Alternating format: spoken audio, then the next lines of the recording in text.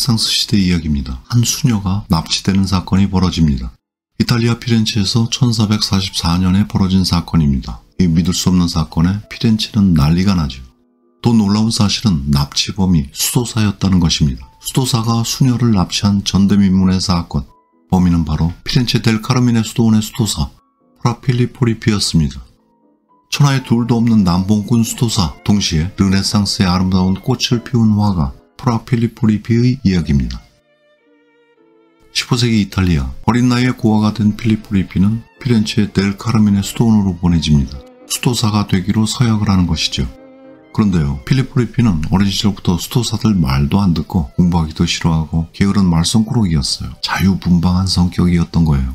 당연하게도 수도원의 절제된 생활, 규칙적인 생활하고는 잘 맞지 않았겠지요. 자유분방한 성격의 필리포 리피도 힘들어했을 것입니다.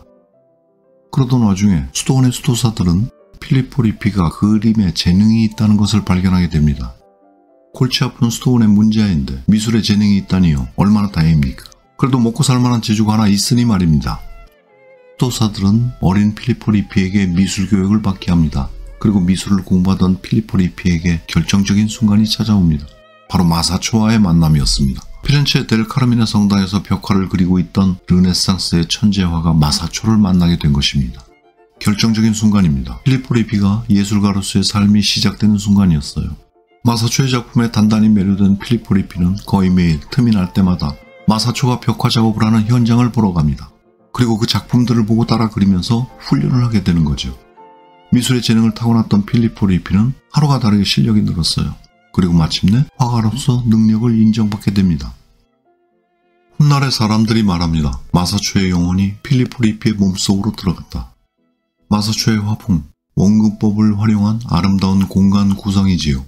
결국 프라 필리포 리피는 쿼트리첸토, 그러니까 초기 르네상스의 천재 화가로 그 역량을 인정받게 됩니다. 르네상스 예술가 열전을 남긴 조르조 바사리는 프라 필리포 리피를 가리켜서 최고의 화가라 평가하면서요, 전성기 르네상스, 즉 친쾌텐토에서 단 몇 명의 예술가만이 그를 넘어설 수 있을 것이다, 이렇게 말할 정도였어요. 훗날 미켈란젤로도 필리포 리피의 작품들을 높이 평가했다고 합니다. 그 뛰어난 재능과는 관계없이 필리포 리피는 늘 술에 취해 있었다고 하죠. 사기, 횡령, 여러 범죄를 저질러서 처벌도 받습니다. 거기에다가 문란한 여성관계로 방탕한 생활이 이어졌다고 하니 수도사라고 말하기 어렵지 않나요? 그럼에도 불구하고 하늘이 돕는 것인지 피렌체 통치자이며 예술가들의 최대 후원자였던 메디치 가문이 아낌없는 도움을 주게 됩니다.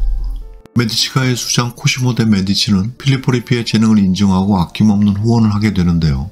필리포 리피를 메디치가의 저택인 리카르디 궁에 머물게 하면서 작업에 전념할 수 있는 좋은 환경을 만들어줍니다. 그런데 필리포 리피가 작품에 집중을 하지 못해요. 번번이 궁을 뛰쳐나가 버리는 겁니다. 예, 사람은 웬만해서는 잘 바뀌지 않습니다. 이를 보다 못한 코시모 데 메디치가 필리포 리피가 작업하는 방의 문을 밖에서 걸어 잠궈 버립니다. 자, 이제 나가지도 못하게 되었으니 그림 작업에 열중하시오, 그런 뜻이죠. 그랬더니 필리포 리피는 방에 있는 침대 시트를 찢어서 밧줄을 만들어서 창으로 탈출을 해버립니다. 그리고는 또 몇 날 며칠을 술과 여자에 빠져서 또 방탕한 시간을 보내곤 했다 하니, 예, 망나니가 틀림없습니다. 도대체 이 수도사 화가를 좋게 봐줄 수 있을까요? 아니면 자유로운 영혼의 예술가, 이렇게 좋게 얘기해 줄까요?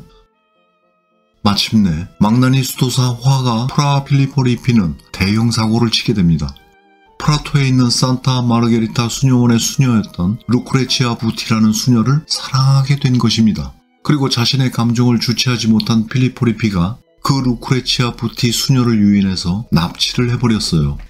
야비한 수단을 써서 그녀를 수녀원에서 나오게 한 뒤에 납치를 하고는 납치한 루크레치아 부티 수녀에게 성폭행을 저지른 것입니다. 수녀원도 피렌체도 발칵 뒤집힌 대형 사건이었습니다. 너무했지요. 이 사건이 수도사가 벌인 짓이라니 기가 막히는 일입니다. 후원을 하던 메디치가가 중재에 나섭니다. 선처를 구하게 되고, 그러한 메디치가의 노력 덕분에 체포된 필리포 리피는 목숨을 보존하게 됩니다. 화가로서의 생활을 이어갈 수 있게 된 거예요. 예술가들에 대한 메디치가의 후원은 진심입니다. 그렇게 시끌벅적 요란한 사건이 마무리되고 필리포 리피와 루크레치아 부티 수녀는 부부가 되었습니다. 해피엔딩인가요? 자유분방한 망나니 화가 필리포 리피의 사랑 이야기인가요? 어찌되었든 그리하여 둘 사이에 태어난 아들이 바로 훗날 르네상스의 중요한 화가 중 하나인 필리포 리피입니다.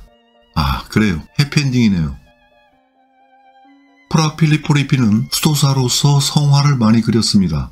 르네상스 화가 필리포 리피의 작품들은 그의 수많은 기행과 논란에도 불구하고 많은 사랑을 받게 됩니다. 명망 있는 예술가로 이름을 날리게 되고요. 망나니 같은 삶의 모습들이 리피의 작품에 독특하고 개성 있는 화풍으로 자리 잡는 데 큰 영향을 주게 된 것은 아닐까 하는 생각도 들어요. 우아하고 아름다운 인물의 표현 방식, 율동감이 살아있는 매력적인 곡선, 프라 필리포 리피의 그림에서 등장하는 아름다운 여성의 이미지, 그 아름다운 여성의 모델은 바로 루크레치아 수녀의 모습이라고 합니다. 루크레치아 수녀를 향한 필리포 리피의 애정이 담겨 있는 것인가요? 프라 필리포 리피는 아름다운 성모 그림으로 유명합니다. 당시에 아름다운 성모 그림으로 유명한 또 한 명의 수도사 화가가 있지요. 바로 유명한 프라 안젤리코입니다. 프라 필리포 리피, 프라 안젤리코. 이름의 앞에 붙는 프라는 수도사를 의미합니다. 프라 안젤리코는 우아하고 아름다운 표현으로 피렌체 르네상스 회화에서 독자적 위치를 차지하고 있는 화가입니다. 피렌체 산마르코 수도원에 있는 성모 그림이 유명하죠. 이제 프라 필리포 리피의 그림들을 감상합니다. 성모자와 두 천사. 성모자가 등장하는 르네상스 회화에서 가장 아름다운 성모 마리아라 불리우는 작품이에요. 필리포 리피의 작품 중에서 가장 유명하죠.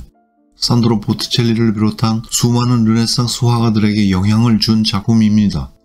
아기 예술을 들어올리는 두 천사의 모습이 재미있습니다. 인간적인 모습이죠. 경직된 중세의 신성이 르네상스로 오면서 바뀌고 있는 인간미의 표현이 뚜렷합니다. 참으로 아름다운 성모 마리아의 모습이에요. 액자 효과를 살리고 있는 창, 입체감을 살리면서 또 다른 공간을 창조합니다. 우리를 바라보는 천사의 짓궂은 표정이 참 재미있어요. 장난기 넘치는 표정 인상적입니다. 필리포 리피는 자신의 독자적인 르네상스 양식을 전개하죠. 매력적인 명암 표현, 운동감이 살아있는 윤곽선 처리로 섬세한 정서를 표현하고 있습니다. 이 아름다운 성모 마리아의 모델이 바로 필리포 리피와 난리 끝에 결혼하게 된 루크레치아 부티 수녀라고 합니다. 전직 수녀님이죠. 메디치 리카르디 궁 마돈나도 유명한 작품이죠. 작품에서는 성모 마리아와 아기 예수의 정서적 친밀감을 재미있게 강조하고 있습니다. 르네상스적 분위기입니다. 빛을 사용한 효과, 그로 인해서 만들어진 입체감, 공간감이 뚜렷합니다. 대리석 질감이나 디테일한 마리아의 베일 묘사, 마돈나는 아름답고 우아합니다. 필리포 리피가 제자들과 함께 14년에 걸쳐 완성한 프레스코화예요. 프라토 대성당에서 볼 수 있습니다. 벽화는 웅장한 구성 양식을 보여주고 있어요. 하단에 있는 헤롯 왕의 연회, 헤롯 왕 앞에서 춤추고 있는 생동감 넘치는 살로메의 모습이 흥미롭습니다. 당시 필리포 리피의 제자였던 보티첼리의 그림을 보는 듯합니다. 사제지간의 화풍이 많이 닮아 있어요. 여성을 매력적으로 표현하는 화가의 뛰어난 감각이 이 작품 헤롯 왕의 연회와 같은 걸작을 남기게 됩니다. 그림에서 보여지는 헤로디아나 살로메에게서는 여성적인 매력이 묻어나고요. 특히 얇은 옷을 입고 춤을 추고 있는 살로메의 모습은 고대 그리스 여인의 아름다운 조각상을 연상하게 합니다. 성모대관, 필리포 리피의 대표 작품 중의 하나입니다. 산 암브로시오 수도원의 제단화죠. 이 주제는 성모 마리아가 천상의 여왕으로 대관식을 하는 성스러운 순간입니다. 동시에 기쁨과 축제의 장면이기도 하고요. 강렬한 컬러 대비와 비현실적인 공간이 매력적이에요. 빛을 활용한 입체감이 강조되어 있고요. 그림의 구성은 복잡하면서도 조화롭습니다. 그림 좌측 하단, 인물들 중에 턱을 괴고 관람자를 바라보고 있는 인물이 하나 있어요. 우리를 바라보고 있죠? 바로 프라 필리포 리피입니다. 르네상스 화가들부터 그림 속에 자신의 모습을 그려넣기 시작하지요. 아직은 작품에 화가의 사인을 넣을 수 없던 시대입니다. 르네상스 시대부터 예술가들의 존재감이 드러나면서 작품 속에서 화가는 관람자를 쳐다보는 모습으로 자주 등장하고는 합니다. 수도사 복장을 하고 턱을 괴고 있는 남자, 프라 필리포 리피입니다. 자신의 그림 속 짓궂은 천사의 모습처럼 표정이 재밌습니다. 망나니 수도사 화가와 어울리는 얼굴이에요. 그런가요? 그리고 이 그림 속에서도 루크레치아 부티 수녀를 찾을 수 있습니다. 맞은편에 앉아있는 아름다운 여인입니다. 필리포 리피의 아내이지요. 그리고 화가 필리포 리피의 어머니가 되시겠습니다. 필리포 리피의 화풍은 아들인 필리포 리피에게 이어지고 제자였던 산드로 보티첼리에게 이어집니다. 다행스럽게도 아들 필리포 리피는 아버지의 남봉꾼 기질보다는 예술적 재능을 물려받았어요.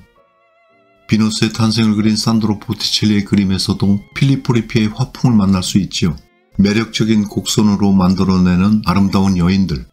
보티첼리의 그림에서 프라 필리포 리피의 향기를 맡는 것은 그다지 어려운 일이 아닙니다. 르네상스의 문을 활짝 열었던 화가 프라 필리포 리피, 천하에 둘도 없는 남봉꾼이며 자유로운 영혼의 소유자였던 프라 필리포 리피, 그 경계가 없는 자유의 갈망에서 예술을 향한 뜨거운 열정이 나왔으리라 생각합니다. 많은 르네상스 걸작들이 탄생했지요.